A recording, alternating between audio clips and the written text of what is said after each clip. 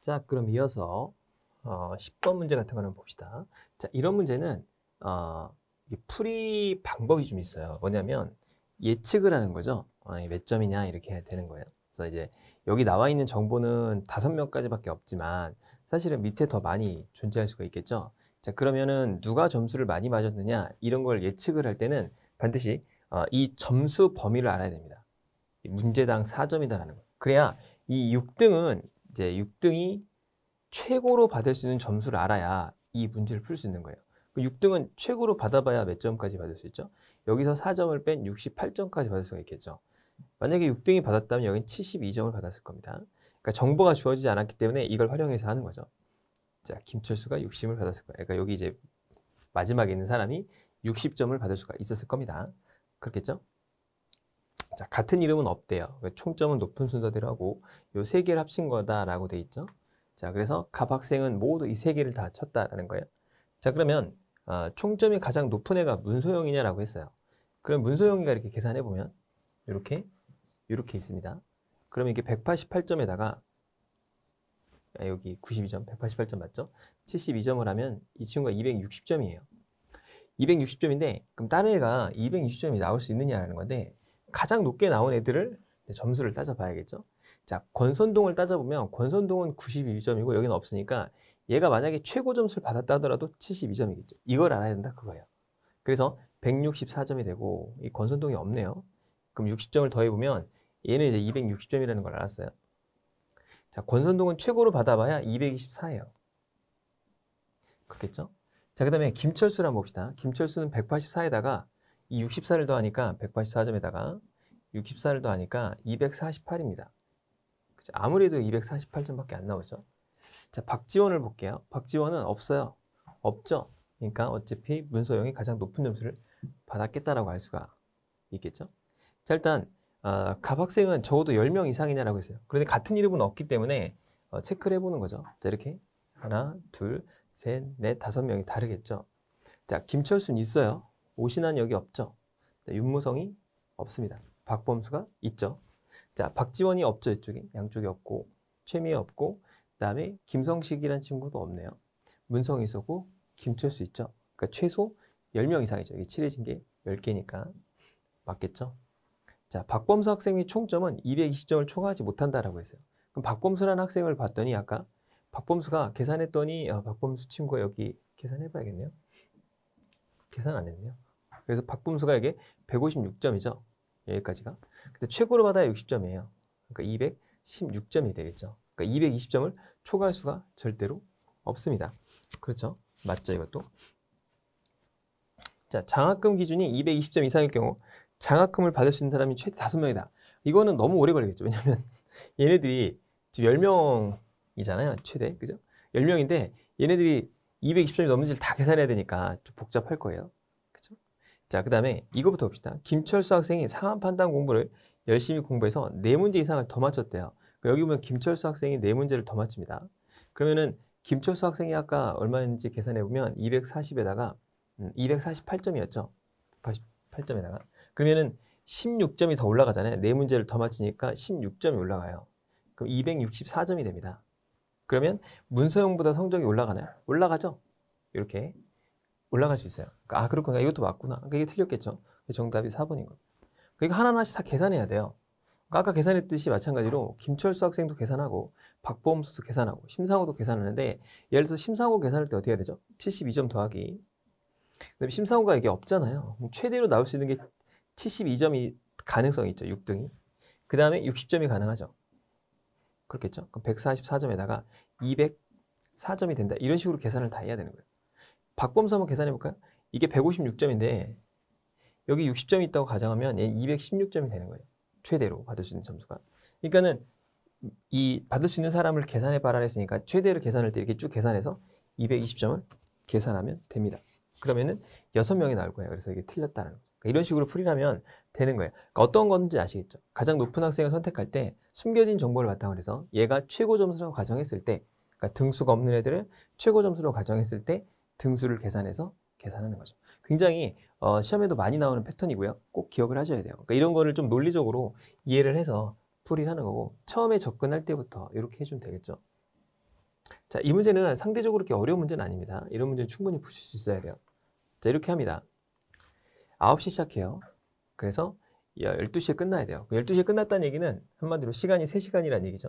3시간이라는 얘기는 180분이 됩니다. 시간 문제는 굉장히 많이 나오기 때문에 여러분들 회사 가시면 시간이 굉장히 부족해요. 저도 대기업을 다녔지만 시간이 굉장히 부족하기 때문에 항상 촉박합니다. 회사가 널널하지 않아요. 자, 그래서 개회사는 10분하고 20분을 할 수 있어요. 처음에 합니다. 자, 발표는 3회까지 할 수 있고요. 자, 40분 하는데 40분 하거나 50분 합니다. 반드시 발표마다 토론을 해야 돼요. 발표를 하면 한다는 거죠. 휴식은 2회까지 가능하고 20분 한다는 거죠. 자, 발표를 2회 했다면 휴식을 2회 할 수 있는 게 있느냐? 그럼 한번 생각해 보는 거죠. 일단 개회사를 10분짜리를 하고 그러니까 최소로 해보는 거죠. 이건 최소로 해보는 거죠. 그 다음에 뭐 40분짜리 2번 해보죠. 그러면 이제 40분이 되겠고 그 다음에 토론을 이렇게 10분씩 해야 되겠죠. 해야 되니까. 그러니까 50분이니까 110분이 돼요. 이게 110분이 되겠죠. 그러니까 휴식이 20분인데 2번 해봐야 150분밖에 안 되잖아요. 180 이내에 들어가죠. 맞다. 라는 거고.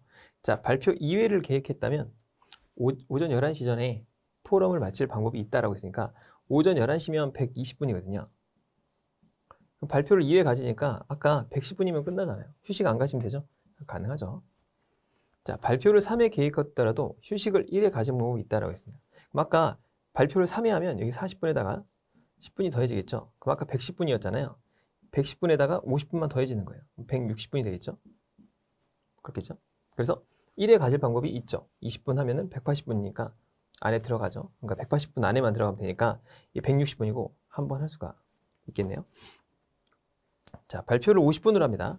그럼 3회 가질 수 있는 방법이 있냐라고 해봅시다. 그럼 50분을 하게 되면 10분이니까 얼마가 돼요? 총 3시간이 필요해요. 3회를 하면. 근데 발표를 10분 해야 되죠. 그러니까 처음에 이제 개회사를 해야 되니까 이건 할 수가 없어요. 그렇겠죠. 왜냐면 무조건 10분마다 토론을 해야 되기 때문에 그렇죠. 자, 발표를 40분으로 하고 개회사를 20분을 하더라도 휴식을 2회 가질 수 있느냐. 자, 그러면 개회사가 20분이니까 아까 발표를 40분으로 한다고 그랬잖아요. 40분을 3회까지 계획하고 있는데 한 번만 하면 되겠죠. 충분히 들어가죠. 이건 뭐. 그죠? 10분이 되겠고 그 다음에 20분 가지면 되니까 이렇게 하면 50분이니까 뭐 충분히 들어가죠. 그러니까 이제 이게 틀렸다라는 거고 이 문제는 여러분들이 충분히 푸실 수 있어야 하는 문제입니다. 자, 이건 이제 굉장히 좀 생각을 좀 해보셔야 돼요. 이게 어떤 의미인지를 생각을 해야 되는데 여기서 제일 중요한 건 무작위로 이런 얘기죠. 무작위로. 자, 대안은 이런 얘기예요. 자, 그럼 읽어볼게요. 갑이 사냥을 하는데 먼저 갑이 이렇게 2칸을 정하고 그 다음에 을은 4칸 중에 명중을 하나의 칸을 정하는데 중요한 게 있는데 자, 동시에 정한다는 거예요. 동시에 딱 정한다 이거예요. 자, 그래서 명중하면은 그러니까 을은 이제 갑은 칸을 정하고 을은 화살을 팡 쏘는 거예요. 그래서 얘가 2를 딱 찍었는데 딱 맞았어. 그럼 을이 이기는 거고 빗나갔어요. 그럼 갑이 이긴다. 그런 얘기죠. 자, 그래서 선택을 할 때 이 갑은 1, 2나 2, 3이나 3, 4를 선택할 수 있다라는 거고 자, 그 다음에 을은 하나를 딱 지정하는 거죠. 1 또는 2를 딱 선택하는 거예요. 자, 그러면 맞은 것으로 간주한다라는 거죠. 그럼 이제 생각을 한번 해봅시다. 동시에 선택을 하는데 자, 1, 2를 선택하는 방법이 있고 갑이 2, 3을 선택하는 방법이 있고 3, 4를 선택하는 방법이 있겠죠. 선택을 하게 되면. 그죠? 자, 그러면 어쨌든 간에 이건 한 가지가 있고 이건 2가지가 있고 한 가지가 있죠. 이렇게 한 가지, 2가지, 2가지, 한 가지의 경우가 나옵니다. 그러니까 1이라는 숫자는 하나의 경우, 2라는 숫자는 2개의 경우, 3이라는 숫자는 2개예요. 그러면 이게 동시에 선택을 했기 때문에 동시에 선택하는 거죠. 그럼 을이 굉장히 현명하겠죠. 이거 다 현명하다고 가정하니까. 그럼 바보가 아니라 무조건 어디에 써야 될까요? 1을 써야 될까요? 4를 써야 될까요? 2를 써야 될까요? 3을 써야 될까요? 이 둘 중에 하나를 써야겠죠. 왜냐면 2나 3이 확률적으로 나올 게 더 높기 때문에 여기다 써야 될 겁니다. 그렇겠죠. 자, 그러면은 바보가 아니란 갑은 2, 3이라는 이 카드를 선택할까요? 절대 이렇게 선택하지 않겠죠. 그러니까 1, 2 또는 3, 4를 선택할 거예요. 그렇죠. 바보가 아니란 서로 이게 상식적인 사람이라면 그래서 이런 결과를 갖는다는 거예요. 동시에 한다라는 거죠. 자, 한번 봅시다. 이 문제에서 요청하는 게 뭔지를 한번 볼게요. 첫 번째. 이런 뜻이에요, 이게.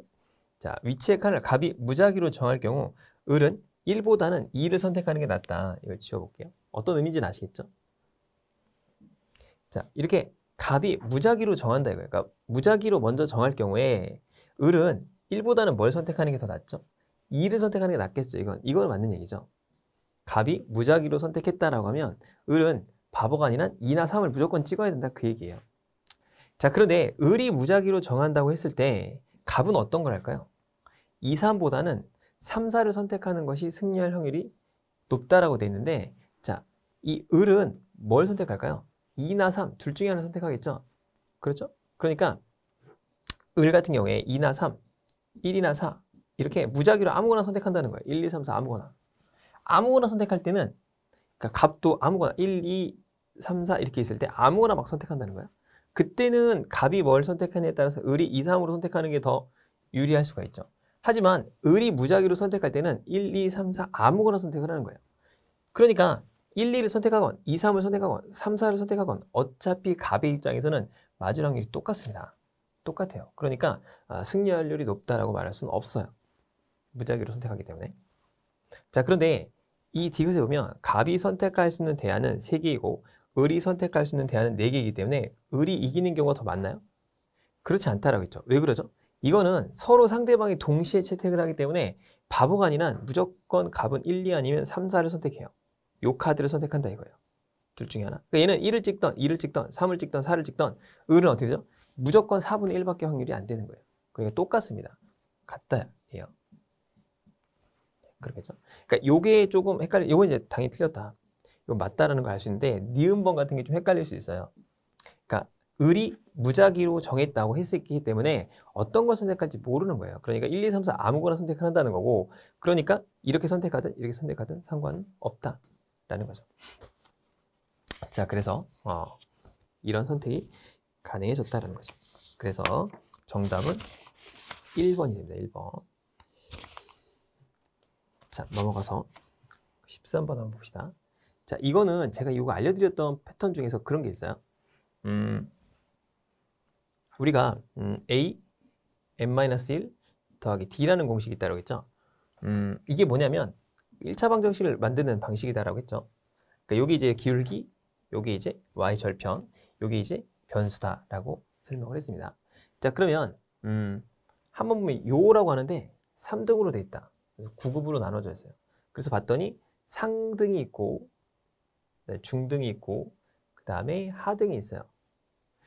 자, 중등은 곡물을 그냥 주는 거죠. 아니, 상등은 주는 거고 중등은 빌려주는 거예요. 하등은 싸게 파는 거예요. 뭐 이런 거다. 자, 그래서 하등 요 8, 9까지 한 거는 뭐 이렇게 하니까 애들이 안 하니까 낮은 애들도 하겠다는 거죠. 자, 1급이 1000석이에요. 2급, 3급으로 갈수록 100석이 감소한다라고 했죠. 자, 그러면 1급에서 2급으로 갈 때, 그러니까 1급에서 자, 2급으로 갈 때 마이너스 1만큼 떨어지죠. 마이너스 1만큼. 그 다음에 n-1 더하기 얼마가 될까요? 얼마? 10이 되고 여기에 100을 곱한 게 뭐가 될까요? 요게 바로 상급이 되는 거겠죠. 그러니까 식이라는 걸 잘 생각해보면 이렇게 한번 표현해 볼게요. 이렇게 표현하고 상급, 중급, 하급을, 중등을 한번 계산해 보겠습니다. 중등은 100석이고 한 급씩 10석씩 내려가고 그 다음에 하급등은 10석이고 한 급씩 내려갈 때 한 석씩 감소합니다. 그러니까 예를 들어 자, 상등을 한번 계산해 볼게요. 상등 1급은 1을 넣죠. 1 빼면 0이잖아요. 그럼 10에다가 100을 곱해요. 그럼 1000석이 되겠죠. 그렇겠죠? 자, 만약에 상등 7급이라고, 뭐 6급이라고 한번 해볼게요. 6급. 6급은 6을 넣으면 6 빼기 1은 5죠. 5에서 10을 빼니까 5예요. 5 곱하기 100이니까 500석이 된다. 이렇게 계산한다는 거죠. 그러면 하급 4급은 몇 석을 낼까요? 예를 들어서 4 빼기 1이니까 3이죠. 그러니까 7석을 내는 거예요.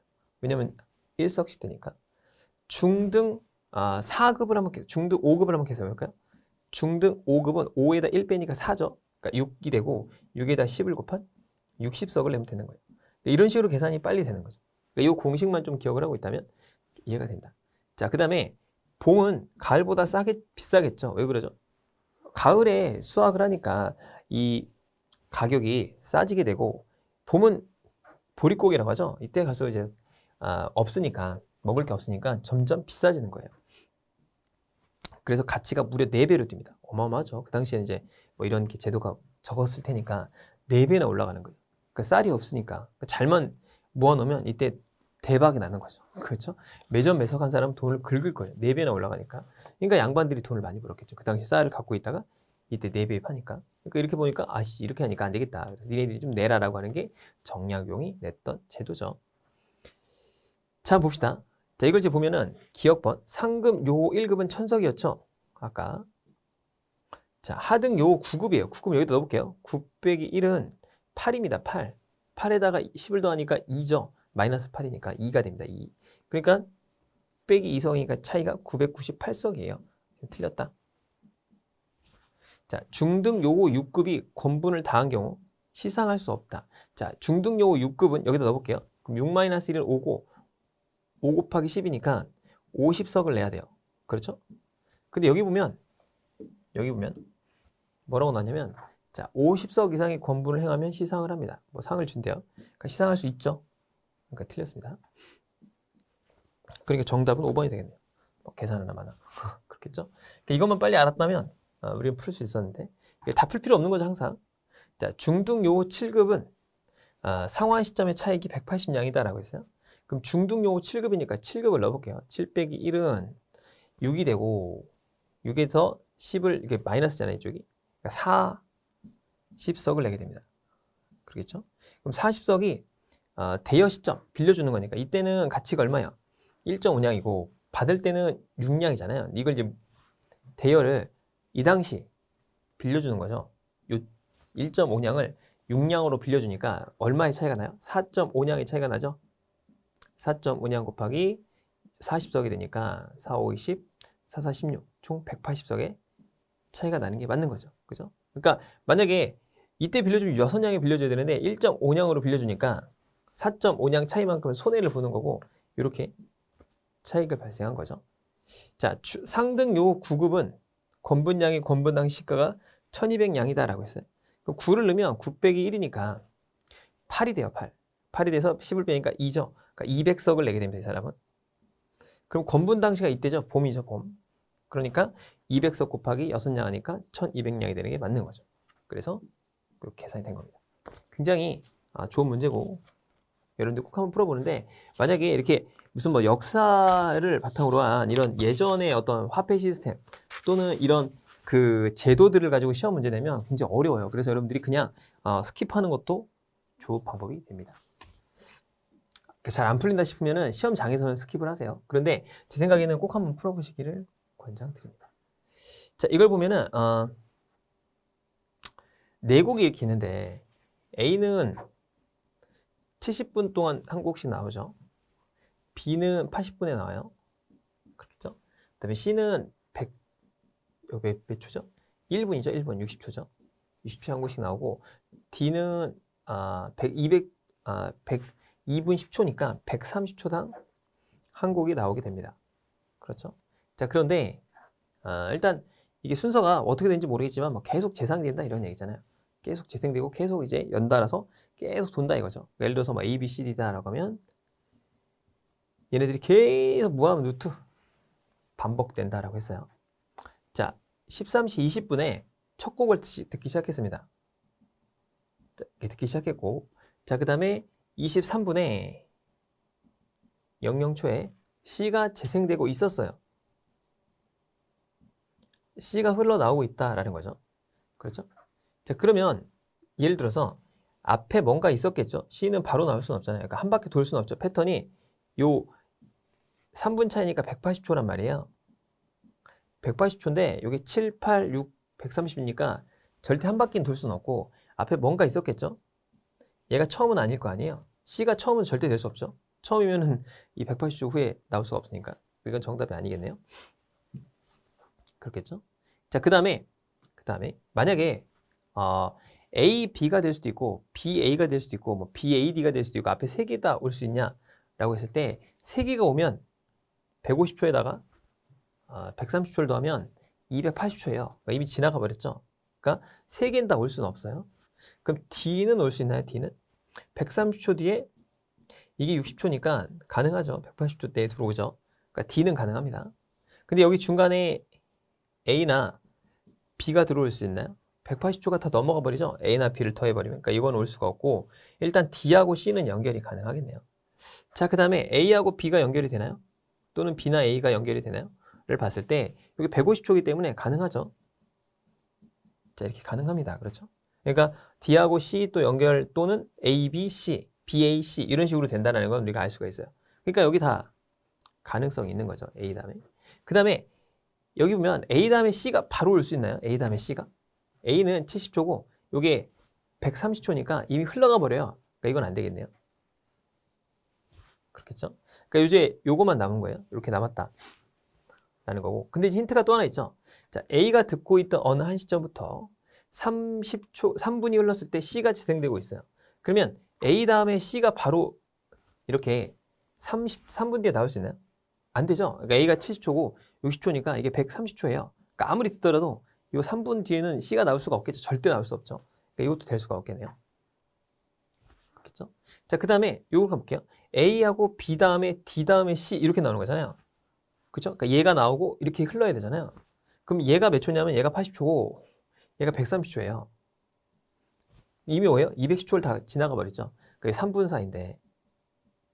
그렇겠죠? 이것도 될 수가 없죠.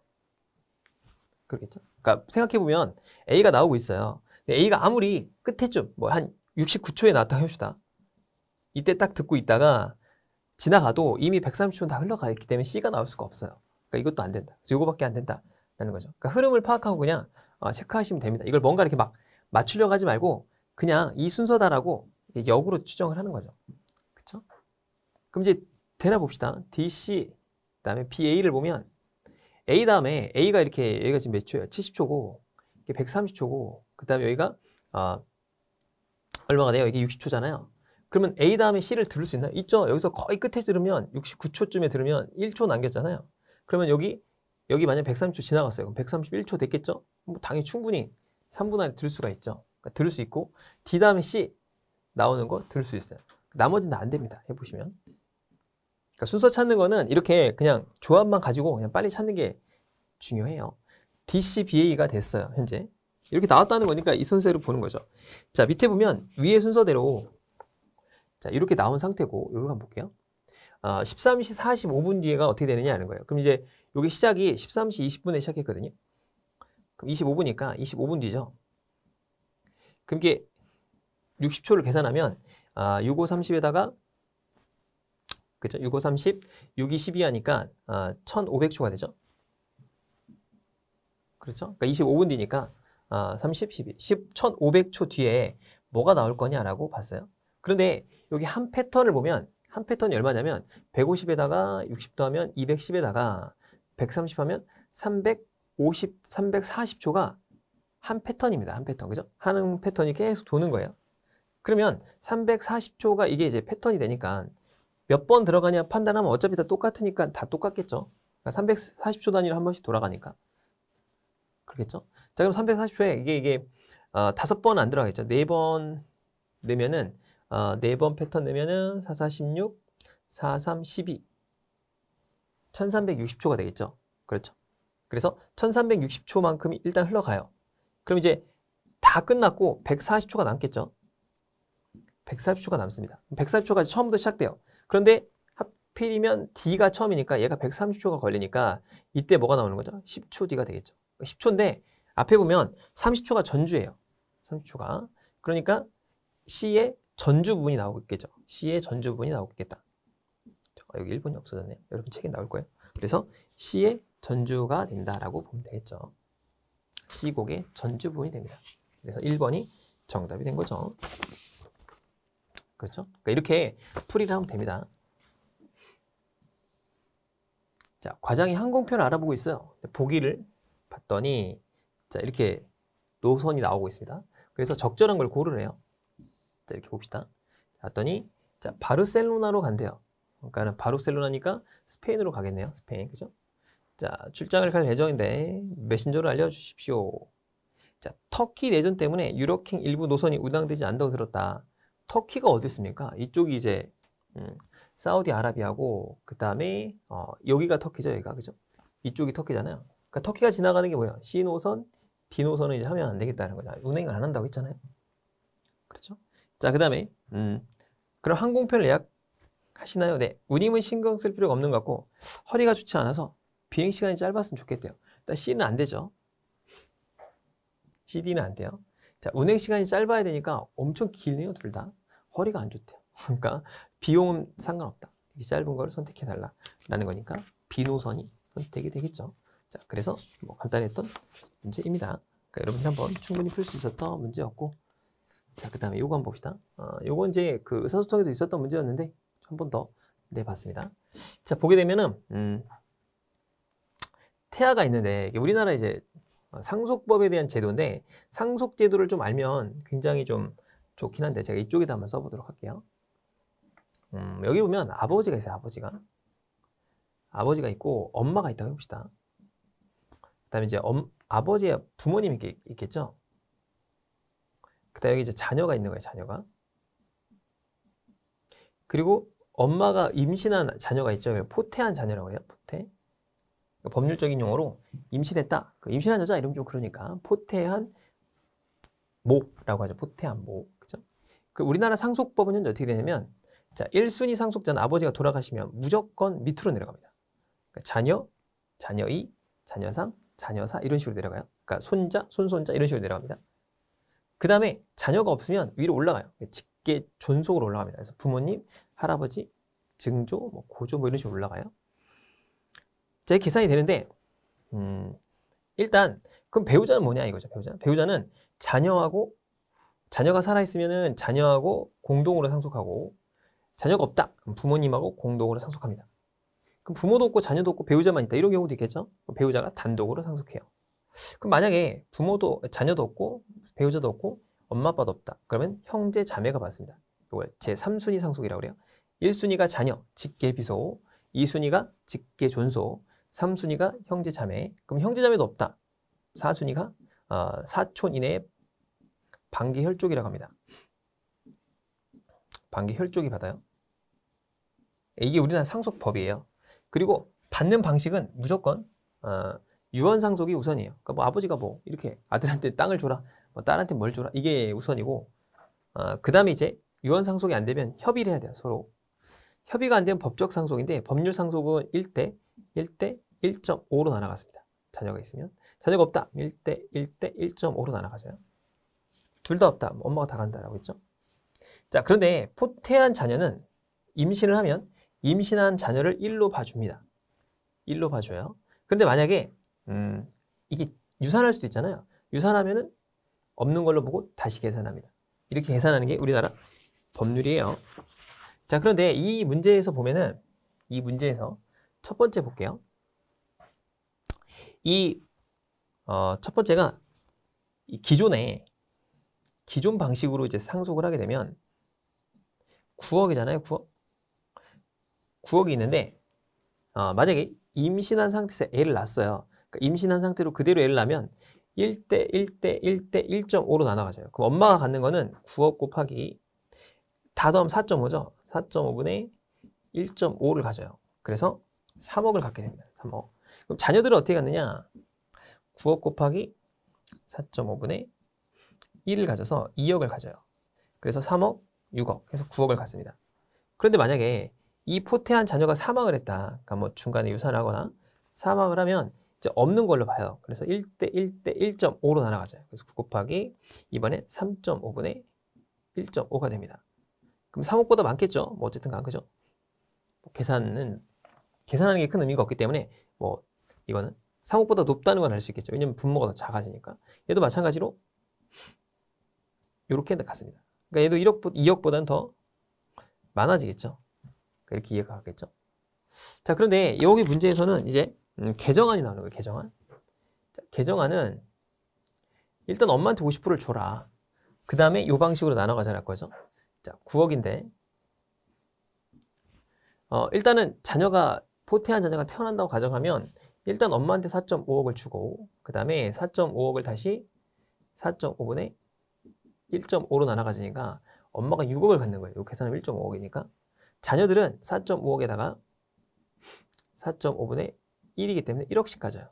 그래서 1억, 1억, 1억, 3억이죠. 엄마가 9억을 갖는 거예요. 그런데 만약에 자녀가 사망을 했어요. 요 사망을 했다. 일단 4.5억은 갔죠. 그 다음에 4.5 곱하기 4.5가 아니고 이번에는 얼마예요? 3.5가 되겠죠. 3명이니까 1.5니까 얘는 6억보다 많다. 어쨌든 간 6억보다 많다는 걸 알 수 있고 얘는 3.5분의 1을 가져요. 그래서 1억보다 많다. 뭐 이 정도는 알 수 있겠죠. 자, 그럼 1번부터 봅시다. 현행법에 의하면 E가 출생한 경우, 자, E가 출생한 경우 이 경우죠. B가 뭐냐면 B가 배우자예요. B가 여기서 배우자입니다. 배우자가 받는 건 30% 이하의 상속분을 갖게 된다. 자, 요거는 9억분의 30%니까 3억이니까 30%는 무조건 넘죠. 그죠? 9분의 3이니까 30% 넘습니다. 자, 그 다음에 개정안에 E가 출생한 경우 B는 6억 원을 상속받는다라고 했어요. 그럼 개정안에 따라서 E가 출산하는 경우 6억 원을 받는 거 맞죠? 그러니까 2번이 정답이겠네요.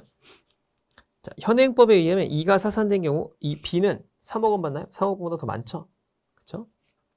자, 개정안에 의해서 E가 사산되는 경우 B는 얼마 받아요? 6억보다 더 많이 받아요. 훨씬 더 많이 받습니다.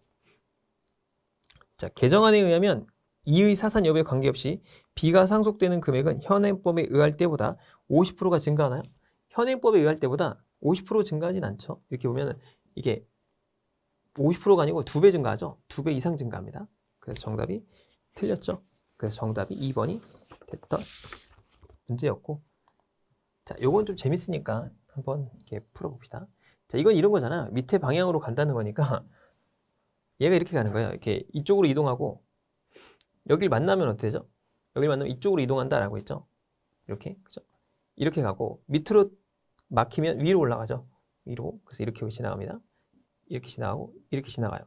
막혔죠? 이쪽으로 이동하고 막혔죠? 이쪽으로 이동하고 이렇게 이렇게 이동하고 막혔죠? 일로 올라갑니다. 그 다음에 올라갔으니까 없으니까 이쪽으로 내려가야겠죠? 이렇게 가고 이렇게 가고 이렇게 가고 막혔죠? 이쪽으로 가야 되고 이쪽으로 가야 되고 이쪽 마지막에 여기 걸렸죠? 그렇죠? 예, 정답이 4번이 됐던 굉장히 재밌는 문제예요. 여러분들이 한번 풀어보시면 좋았던 문제입니다. 자, 그 다음에 요거 한번 풀어볼까요? 자, 요거는 여러분들이 꼭 기억을 하셨으면 좋겠다고 생각하는 문제인데 여기서부터는 좀 시간이 걸리니까 다음 시간에 보도록 합시다. 수고하셨습니다.